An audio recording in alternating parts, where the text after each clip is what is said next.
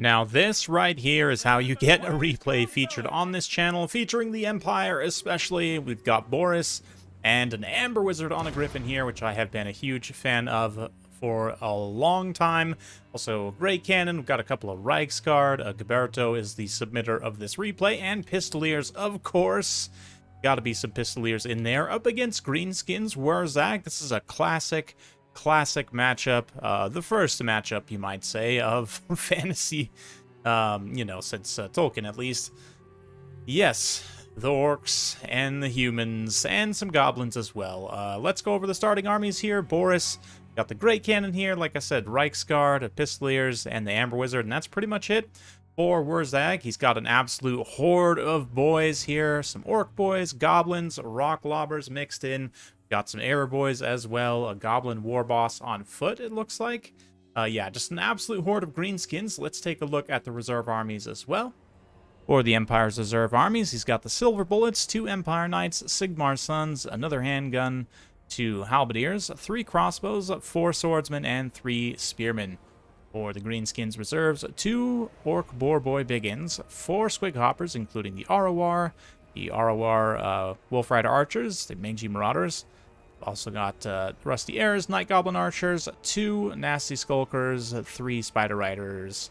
1 Wolf Rider, the Arwar Moon Howler, 1 Night Goblin, and 1 regular Goblin. Now here we are. So, the Amber Wizard, a lot of people don't realize, or if you don't play the Empire or haven't played them for some time, you may have forgotten that he can actually take a Griffin mount, which is quite nice. It's not too expensive, doesn't have a whole lot of armor, only 50 armor and 30 melee defense. It's pretty squishy, pretty low HP as well.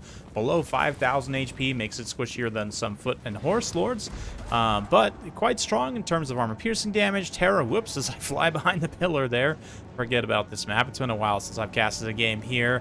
Looks like we've got some Sigmar Suns coming out of deployment, and of course this is Domination, although these are 2 classic builds reminiscent of some of my favorite builds from Warhammer 1 even, and Warhammer 2, of course. It's it's in a new context, of course, of Domination. Looks like we're gonna have a big Curse of Anraher here. I'm not really sure about this. The melee component of this is almost completely lost, given that Empire's not going to be charging in during this time. I mean, if it were me, I would probably get over-aggressive with my Pistoliers, charge in, then immediately get them killed. But speaking of charging in, Boris out in the distance, just quickly running a hit and run on these exposed goblins, getting them off the field.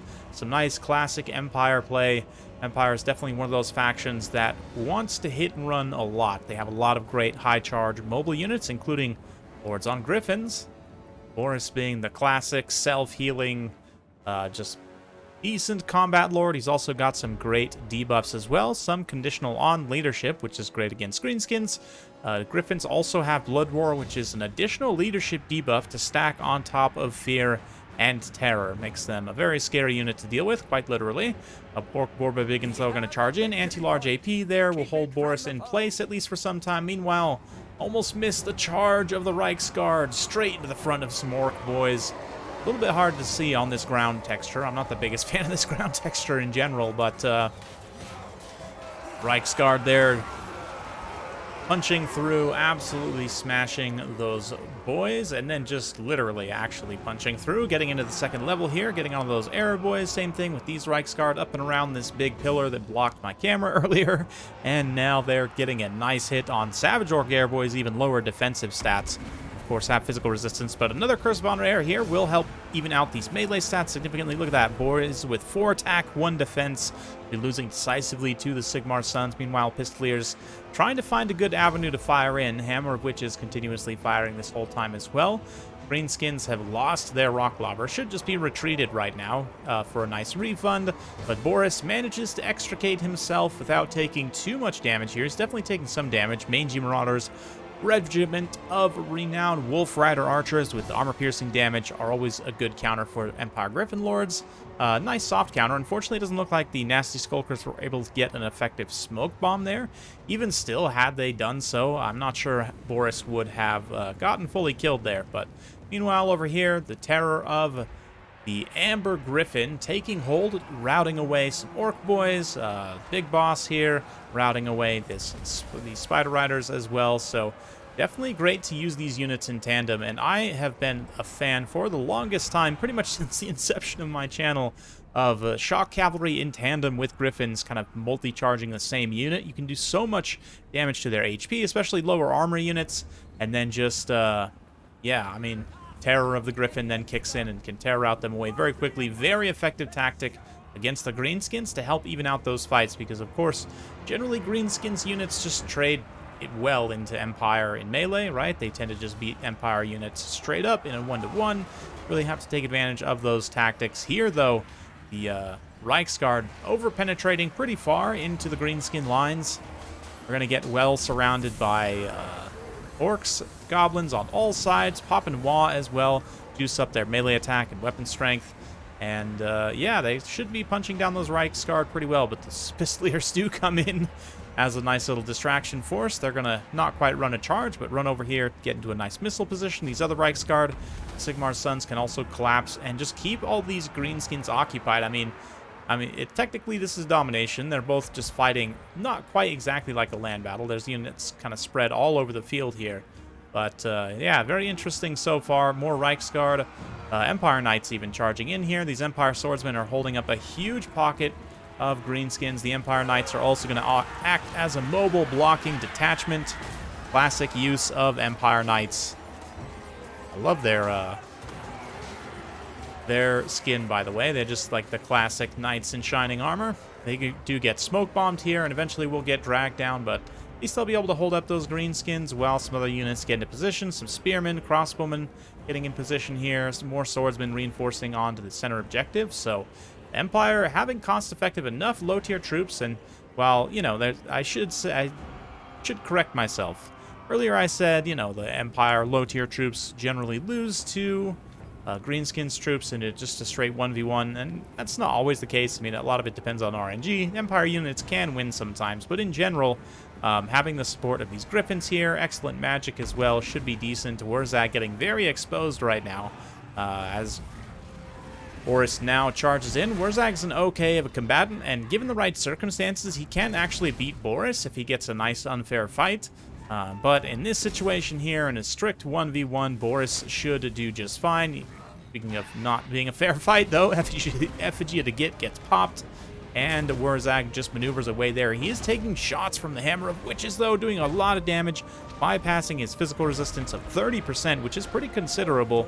That magic damage on that Regiment of Renown cannon means that they're doing enough damage. The Amber Wizard can now come in and terrify away. Whoops, as we go over the pillar there, Boris swooping on to these Greenskins cavalry, trying to get on this objective.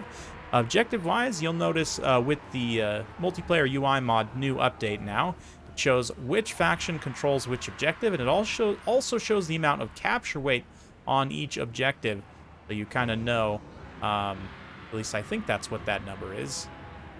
I have to actually ask the mod author and see, but I'm assuming that's what that shows, or maybe the capture weight advantage of the side that's actually capturing it. Capture rate, I'm not really sure. Anyway, objective-wise, I mean, Greenskins are in a pretty good position. They've been controlling 2 objectives for a decent amount of time, slightly ahead on tickets. Army damage value-wise, they're not too far behind either. It is pretty close to neck and neck. Empire has definitely lost a lot, but let's see how it gets on here. Greenskins trying to extend to get that Hammer of Witches shut down these crossbowmen as well.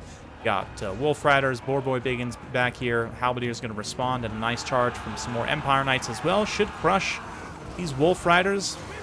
The Regiment of Renown, yeah, Moonhowlers, who actually cause fear, weren't able to rout off any of these Empire missile units, unfortunately, though, and do get hard destroyed there. Meanwhile, Empire able to reclaim this objective with some healthy spearmen. Relatively healthy spearman units being supported by Boris. Definitely defend against that Greenskins light cav. In the center, Empire Knights or Reichsguard even continuing to just run shop. Is this the same Reichsguard that's gotten on the field, or been on the field this whole time? 130 kills, 12,000 total damage dealt, just absolutely cleaning up the Greenskins trash units here. Unfortunately, the overextension of the Amber Wizard trying to take out WARZAG does lead to him getting routed by some air boys there, but should be able to screen. I don't know. Empire player maybe didn't catch it with the Reichsguard. get a charge order in there. But he could be able to come back. He's not that expensive either. Probably below, I mean, depending on the spell kit, like 1,500 to 1,800, depending on what you want to bring with him. Speaking of which, let's actually take a look. I don't know if I actually looked. Of course, he's got Flock of Doom and Curse Honor. As we have seen, if you're taking a very cheap Beastcaster, it can be good to take the Manticore summons, especially against Greenskins for additional terror. But given this guy's on the Griffin, you don't want to be like retreating and resummoning him a bunch of times to recharge the charges of the Manticore summon, although you can do that again if he's been cheaped out. Here, the Reichsguard just continuing to contest. Empire's got lots of units just kind of forward pressuring infantry-wise and cavalry-wise, to be honest, with some nice heavy cavalry play. Pistoliers wheeling up and around as well. So Empire able to just project a lot of power away from their deployment zone, keep Greenskins kind of back now at this point, having reclaimed their own home objective, and with a decisive control in the center. I mean, I say decisive control. Greenskins can definitely move through with some of these goblins. Goblins, though, of course, have expendable capture weight, which means they're not going to seize these objectives in any kind of hurry, but more halberdiers moving through. The crossbowmen now in support. Very nice usage of some very cost-effective units. These crossbows definitely have enough AP to get through the 85 armor of those Orc War Boy Biggins there. Not to mention, of course, the halberdiers actually do have AP. Should be able to win out on those fights. Goblins would trade cost-effectively against them, but still. Our leadership should win out there. Pistoliers reinforcing the tattered Reichsguard, who have been holding back this tide of Greenskins light cav. Here come the Pistoliers. They've got to be set to melee mode, which is certainly a bold choice. Something I have been known to do as well is, you know, YOLO my Pistoliers into melee and get them killed. But here, actually, where they're able to get a rear charge and break the leadership of these Spider Riders, at least tactically, that is pretty useful. Durkit Squigs also taking significant damage. Durkit Squigs actually don't have amazing stats, to be honest. I mean, they're all right, considering their RORs, but Squig Hoppers in general, relatively low, so there you go. Greenskins are retaking the center, though, with some swift light cavalry action. Greenskins generally some of the best light cavalry in the game, second only to, like, Slanesh and probably Warriors of Chaos right now, due to, again, Slanesh cavalry. But, yeah, Spider Rider is able to get up and in, shut down these crossbows. The halberdiers are winning somewhat, but also just struggling to contain the giant tide. We've got more Night Goblins moving in, Airboys, nice Wah being popped as well. Goblins go up to 44 attack, which is definitely enough to make pretty consistent contact with the 42 defense of those halberds. Looking pretty interesting. I mean, certainly anyone's game at this point. Gold army damage value-wise, they're basically neck and neck still, but it definitely feels like Empire has good battlefield control. This pressure on this objective should draw some Greenskins units away, and then allow, like, these Reichsguard and Swordsmen to reinforce into the center, push back these mangy Marauders, and establish more of a sturdy presence on that objective. Some other healthy Empire Knights, too, can reinforce this position. I guess maybe they're both just going to reinforce this position, try and forward pressure the Greenskins. A little bit risky to leave the Swordsmen kind of hanging out to dry here, but let's see. Pistoliers still contesting over on this side, kind of running around. I don't think, are they even set to fire at will right now? They really haven't used up much ammunition at all, which is a mistake. Sometimes units, when they get resummoned, either don't have fire at will on for whatever reason, or sometimes they, like, have skirmish mode set on for whatever reason, so it's good to check. Make sure your units are actually shooting. But the Greenskins, light cavalry, Spider Riders descending down into the center, into the pits where they belong, and making sure they maintain that capture weight. Certainly, Greenskins are fighting back hard. But let's check in with, yeah, the Empire looking good here. I kind of lost track of what happened to Boris. He must have got either retreated or killed off at some point, but Empire could use his terror at this point, certainly, to try and retake some of these objectives pretty decisively, but it's not enough at this point. Doesn't look like... we'll see. We'll definitely see. Let's get in close and watch the Sigmar's Sons and the other swordsmen duke it out here in the center. Handful of Reichsguard mixed in here as well. Should be enough to outweigh the goblins and their cavalry, but right now they're definitely not enough. I mean, the Sigmar Sons, despite how healthy they are, only one infantry unit, right? Pretty much everything else has been eaten up by angry Greenskins, but beautiful heavy cavalry sandwich here from both flanks. Reichsguard and Empire Knights moving in, sandwich the Greenskins. Charge out these goblins, break their leadership, send them running to the hills. Will it be enough, though, is the question. These crossbows probably should actually move up and try and station themselves like right on the edge of this objective just to contribute some extra capture weight. But it looks like Amber Griffin's back. Not too much. We'll have to check the cost of this particular loadout after the fact. But now is going to come in here, throw down a nice Curse von Rare, and terrify away some of these cavalry units. Probably come back and terrify away even the infantry. And that should allow the Empire to get a decisive control of that center objective. Nice block on these Savage Orc Airboys as well by those spearmen. And you've got units all over the place. These two factions can actually both swarm effectively right now, I feel. Empire does have a lack of light melee cavalry, but certainly their heavy cavalry being faster does make up for that somewhat. These Reiksguard Empire Knights can definitely get to where they need to be in a big hurry. And where they need to be is right here, cleaning up a bunch of these routed goblins and orcs and such, and capturing this objective. Crossbows moving in as foretold onto that far objective there. And in the center, it's just the goblin big boss defending. Once again, going to be chased off as he was earlier. My angry griffin, bro. I just love the Amber Griffin too, like the visuals of it in terms of that beautiful green color scheme. Actually looks really nice side by side with the Sons of Sigmar here in particular. A little bit of red in the background there. Oh yeah, absolutely beautiful. Beautiful Empire play, and that is a triple cap, which means the Greenskins have stopped getting any tickets. No more victory tickets for them for the time being. They've got to retake one of their objectives. Certainly threatening to do so here, but these Empire cavalry holding firm for the time being. A really nice smoke bomb does catch both of them, and possible friendly fire of that cannon.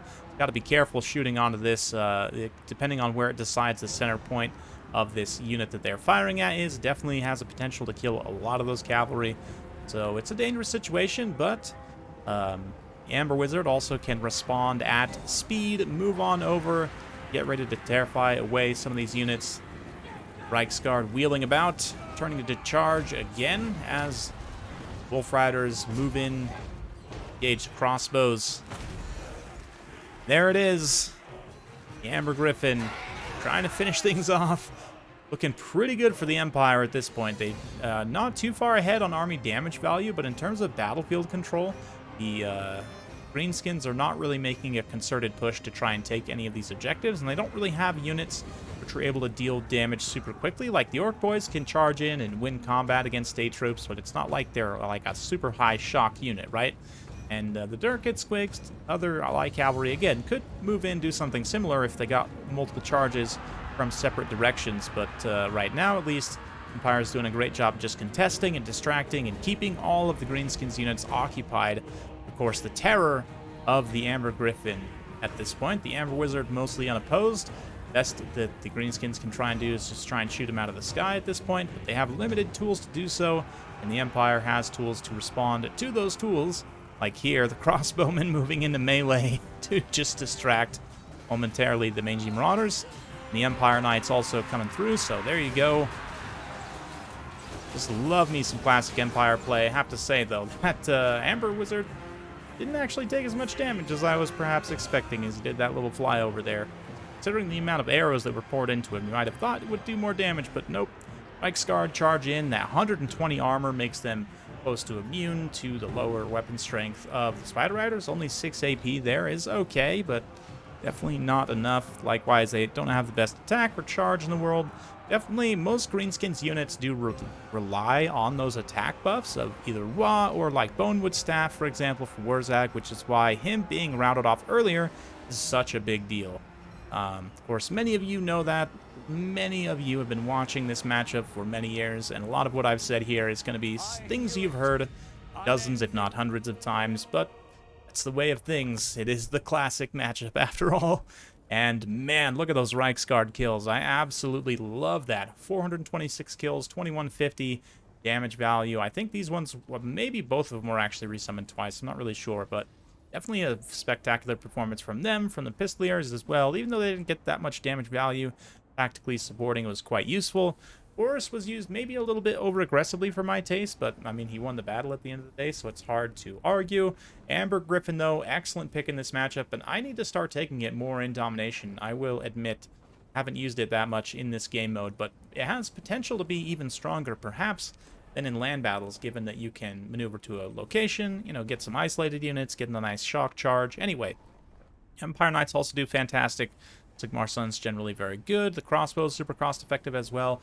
On the Greenskins side, I mean, a lot of this stuff is going to be decently cost-effective. Air boys paying for themselves in a couple cases twice. Orc boys, just the regular boys, are good. I mean, you do need them here just for capture weight, but they can struggle in many instances when facing significant threats. But Durkit Squigs, other Squig Hoppers are pretty cost-effective as well. The Greenskins definitely, I feel, in Domination have some troubles with their leadership, but relying on just massive light cavalry and fast attack can work out okay against certain factions. Here, though, I think that the Empire was able to resist well enough to win. So hopefully you guys enjoyed watching this one. If you like this sort of content, be sure to like, subscribe, hit that bell notification. Every time I upload a new video, you'll be notified. Thanks again. See you next time.